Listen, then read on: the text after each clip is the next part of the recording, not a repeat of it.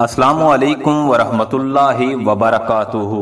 ہمارے چینل کے اے be services کے سننے اور دیکھنے والوں کو احمد نواز کی طرف سے محبتوں بھرا سلام۔ عزیز دوستو، اورل سیکس کے باعث کون کون سے انفیکشن ہو سکتے ہیں؟ سب سے پہلا انفیکشن ٹریپونیما ٹونسلائٹس۔ یہ انفیکشن ٹریپونیما پیلیڈم نامی بیکٹیریا کے باعث ہوتا ہے جو جنسی اعضاء، گلے اور منہ کو متاثر کر سکتا ہے۔ یہ نہ صرف اورل سیکس بلکہ دخول والی سیکس کے ذریعے بھی منتقل ہو سکتا ہے۔ اس کی تشخیص خون کے ٹیسٹ کے ذریعے کی جاتی ہے اور یہ اکثر 3 مراحل میں ہوتا ہے۔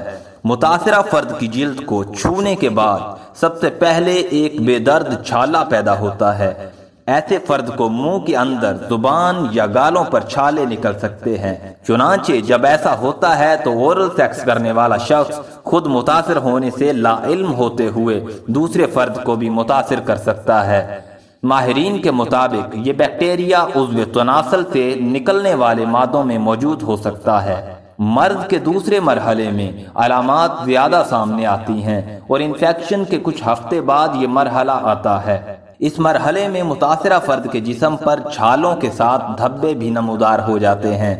تیسرے مرحلے میں انفیکشن کے کئی برسوں بعد علامات سامنے آتی ہیں۔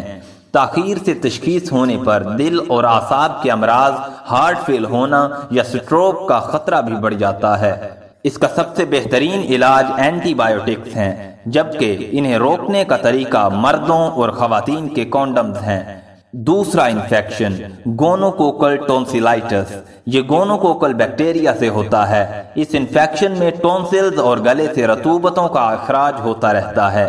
اس کا اورل سیکس کے ذریعے پھیلنا نہایت عام ہے، کیونکہ اس میں منہ اور جنسی اعضاؤں کے درمیان رابطہ ہوتا ہے، جس کی وجہ سے انفیکشن کا خطرہ بڑھ جاتا ہے۔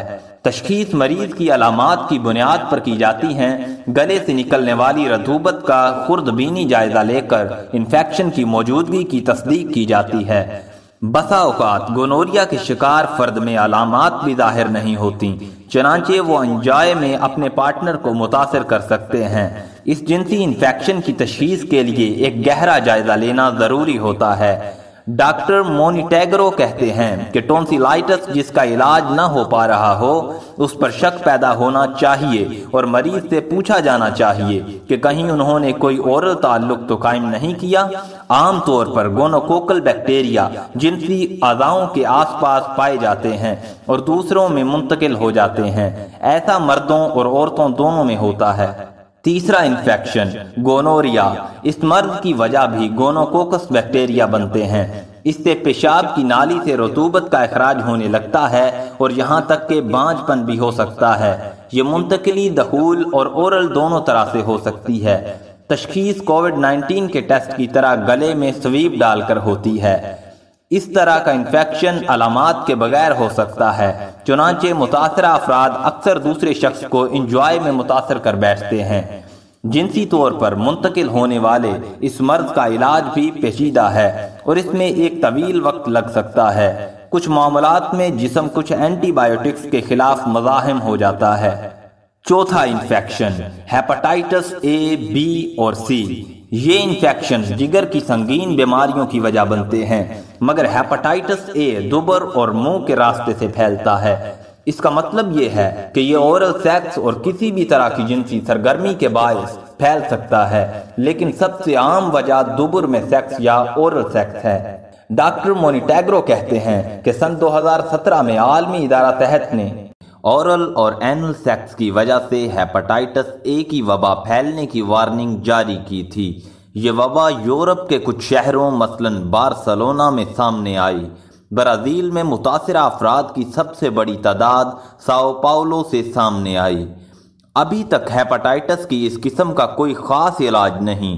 عام طور پر ماہرین ہاتھ اور کھانا اچھی طرح دھونے، جنسی عمل سے پہلے اور بعد میں کونڈم استعمال کرنے، جنسی اعضاؤں اور دبر کو صاف رکھنے اور جسم میں داخل کیے جا سکنے والے تمام کھلونوں کو انفیکشن سے پاک کرنے پر زور دیتے ہیں۔